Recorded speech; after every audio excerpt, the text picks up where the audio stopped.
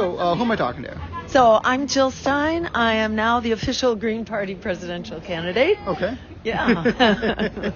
Yeah. What brings you to Homewood?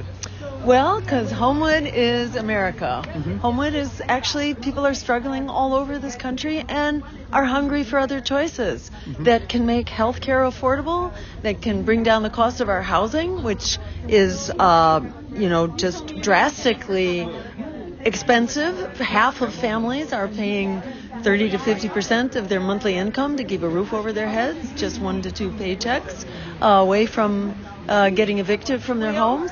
People are in debt, in medical debt, in student debt. We have a crisis of our schools. We have a crisis of our climate.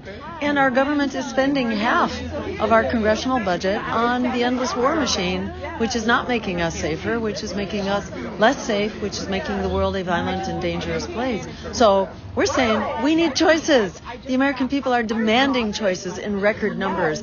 Yet we have the Democrats trying to throw us off the ballot, hiring an army of lawyers to do for that purpose, hiring infiltrators and spies. We have the evidence from the job postings from the DNC, and here we are at the DNC to basically bring the issues of everyday American people to this DNC. Yeah. Yeah, and so are you here like in the Chicago area because the DNC is going on kind of right now? Is Kamala Harris like speaking right now? Is that what's going on? Not that I know of. But I don't like think opening it is quite. nights. To tell you the truth, I'm not following it closely, but we will be at the DNC, at some events starting tomorrow. Oh, yeah. Okay. Well, you guys... as protest, yes, we will be there in protest to say the American people are being locked out here. Mm-hmm. Yeah, this is not about us. This is about how the candidates smear each other. Mm-hmm. They are not addressing the critical needs of the American people. Yeah. And also there is a lot of poverty here in the south suburbs. Like there's you know that, right? Yes. Well, it's all over. It's certainly all over the country, and the south side of Chicago is not immune from this. Right. Yeah. Yeah. I mean, poverty is a huge issue here, and the cost of housing is certainly driving it over the cliff right now, and inflation, and the cost of healthcare. So name your issue. It's in crisis. And there was also a cop in Flossmoor right over there who shot dead a 63-year-old woman who was having a mental health crisis.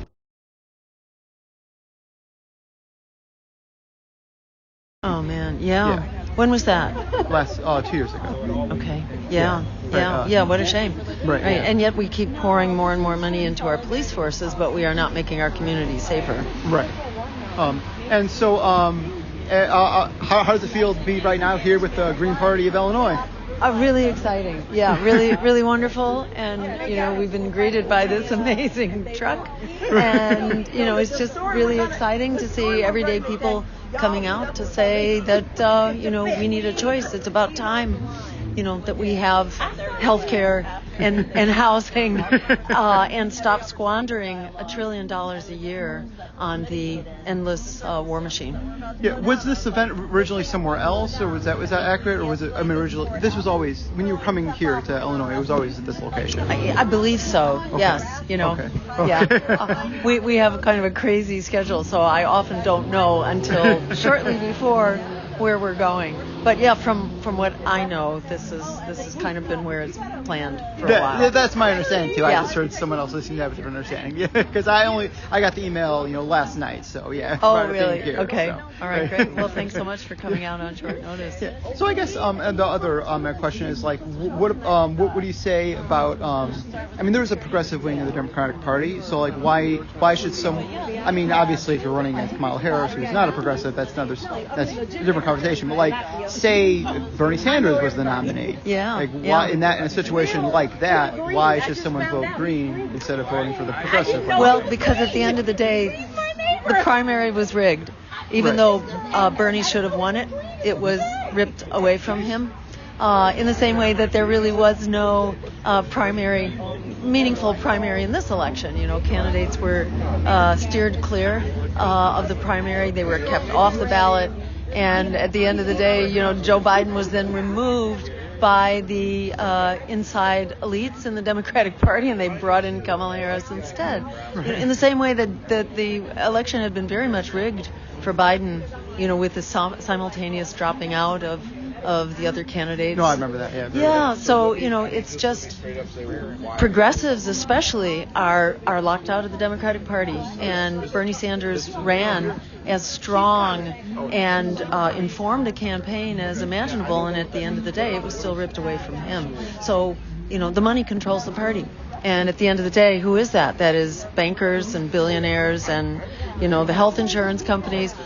It's been well studied, a study that came out of Princeton years ago, the so-called Gillens and Page study, that documented that it is the lobbyists and big campaign contributions that drives the legislative agenda and the congressional agenda, which is why working people are falling farther and farther behind in this country. When Barack Obama came to power, the progressive president, supposedly, with all the hope and change invested in him, he decided he was going to bail out Wall Street and throw out homeowners, and 7-8 million families lost their homes.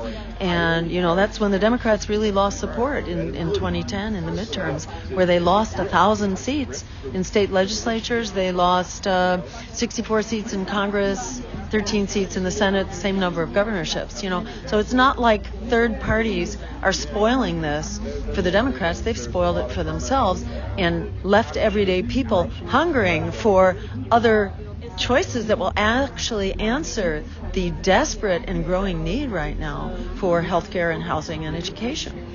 Yeah, that's a good answer. But you alluded to something earlier, and I feel like you kind of stopped talking because I said something. But you were talking about when in the moment in the Democratic primary in 2020 when all the candidates dropped out. Yeah. Can you speak on that? I guess for a second, elaborate on what you meant by that. Yeah. So it's just another way in which the Democratic Party process is rigged. Right. And Barack Obama was persuaded to call all the other kind of centrist candidates and have them all drop out and throw their support to Joe Biden. Right. So it just by way of demonstrating that this is a very rigged process, and at the end of the day, it's the economic and political elites who are pulling the strings behind closed doors here. That's why, as a progressive, don't hold your breath on the Democratic Party. It's like they say one thing, but they do another. Whether you're looking at the $15 minimum wage, which they would never vote on, or you're looking at the promise of a public option, which they did in order to sabotage the movement for Medicare for all. They promised a public option, but they didn't deliver on the public option. They promised on bulk purchasing for pharmaceuticals. Well, finally, just like last year, they finally got around to promising through the Inflation Reduction Act 10 pharmaceuticals that would have bulk purchasing, still not available till 2026. So they don't deliver on their promises. The promise of bailing out students from debt, just a tiny fraction of that need has been met. The promise of free public higher education, that went away. So the Democrats, they promise, when it comes to be election time, they promise. Kamala Harris has been a part of this administration, so she already has a track record. It's very clear. She supports fracking. She does not support health care as a human right. And she supports genocide and will not even discuss a weapons embargo to rein in Israel that continues to drag us deeper and deeper towards an explosive war in the Middle East, which is absolutely disastrous, while they are murdering women and children by the tens of thousands. It's absolutely staggering what goes on there. Does the Green Party work with the DSA, or are they kind of separate organizations? They are separate organizations, but we often collaborate. So there are many in the DSA who also oppose the genocide and who are supporting our campaign because we are very clear that genocide is absolutely unacceptable. It's not okay for anyone. I'm a Jew. I grew up after the Holocaust, and what helped our community get through that was by vowing that genocide would never happen again, not to anyone. So we take this responsibility very seriously. Yeah, fair enough. And this is also like a meet and greet where you meet everybody. Yes. Some people I would talk to someone who drove here from like 3 or 4 hours away just to meet you, basically. Yes, it's pretty exciting. Yeah, it's really wonderful. And word has only just begun to get out, thanks to real journalists like yourself, as opposed to the corporate press that's taking marching orders from their bosses. Much of the press just has a kind of a blanket of silence over our campaign at the very time that people are really screaming for other choices. So we really appreciate press like you that will actually cover what's going on and help inform the American people who are really hungry for a real democracy and real choice at a time that we're facing crushing inequality, climate collapse, endless war, which is impoverishing us, and rising right-wing extremism. People really want other choices that address those issues. Fair enough.